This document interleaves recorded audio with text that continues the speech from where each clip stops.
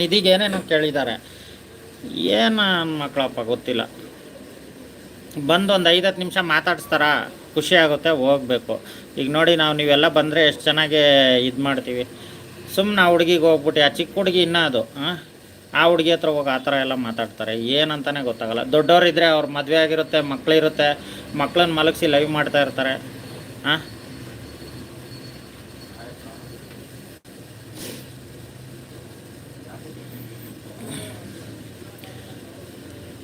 ನಿಧಿಮ್ಮ ಧೈರ್ಯವಾಗಿ ಲೈವ್ ಮಾಡು, ನಾನು ಇರ್ತೀನಿ ನಿನ್ನ ಹಿಂದೆ. ಅದೇ ಎಲ್ಲ ಇರ್ತೀವಿ. ಯಾರು ಇಲ್ದಿದ್ದಾಗ ಈ ಥರ ಕಳ್ಳಾಟಗಳು ಆಡ್ತಾರೆ ಅವರು. ಓಕೆ, ಅರ್ಥ ಆಯಿತು. ಬ್ಯಾಡ್ ಕಮೆಂಟ್ಸ್ ಬಗ್ಗೆ ಮಾತಾಡ್ತಾ. ಹೌದು ಗೌಡ್ರೆ. ಆಯ್ತು ರಘು ಗೌಡ್ರೆ, ನಾಷ್ಟ ಮಾಡಿದ್ರಾ? ಅಲ್ಲ, ಚಿಕ್ಕ ಮಕ್ಕಳು ದೊಡ್ಡವರು ಏನೂ ಇದಿಲ್ವಲ್ಲ ಇವ್ರಿಗೆ, ಅದೇನೇ ನನಗೆ ಬೇಜಾರಾಗ್ತಿರೋದು. ಹಲೋ ಲಾವಣ್ಯ ಅವರೇ, ನಮಸ್ಕಾರ.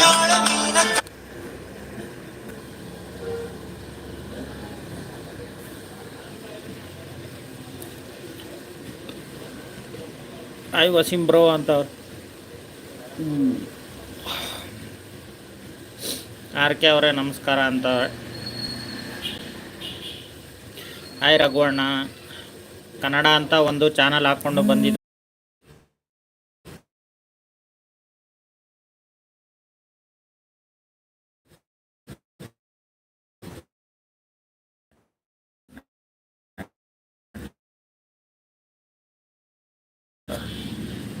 ಓದಿಲ್ಲ ಅಂದರೂ ಮತ್ತೆ ಬೇರೆ ಬೇರೆ ಥರ ಮೆಸೇಜ್ ಮಾಡ್ತಾರೆ. ಹೌದು ತಾರೆ.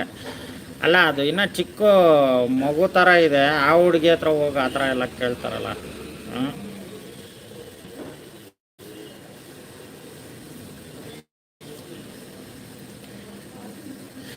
ನಿಧಿ 1 ಬ್ಲಾಕ್, ದೇವರು 10 ID ಸಬ್ಸ್ಕ್ರೈಬ್ ಕೊಡ್ತಾನೆ ಅಷ್ಟೇ. ಓಕೆ ಗೌಡ್ರೆ. ಅದು ಯಾರು ಇಲ್ದಿದ್ದಾಗ ಇದು ಮಾಡ್ತಾರಷ್ಟೇ. ಹೌದು, ಕಮೆಂಟ್ ಹಾಕಿದ್ರೆ ಅದನ್ನು ರೀಡ್ ಮಾಡಬಾರ್ದು.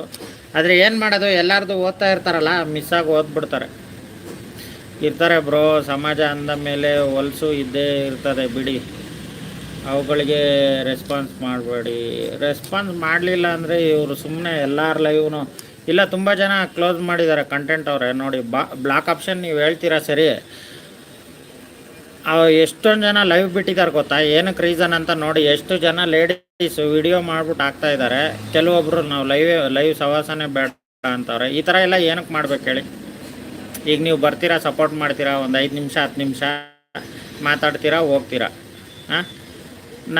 ನಾವ್ಯಾರೋ ನೀವ್ಯಾರೋ ನಮಗೆ ಗೊತ್ತೇ ಇಲ್ಲ. ಆದರೂ ನಾವು ಎಷ್ಟು ಚೆನ್ನಾಗಿ ಮೆಸೇಜ್ ಮಾಡ್ತೀವಿ, ಹೋಗ್ತೀವಲ್ವ. ಅವ್ರಿಗೆ ಏನಂತ ಹೊಲ್ಸಂತ ಹೊಲ್ಸಂತ್ರ ಇದ್ದರೆ ಹೊಲ್ಸಲ್ಲಿರಲಿ.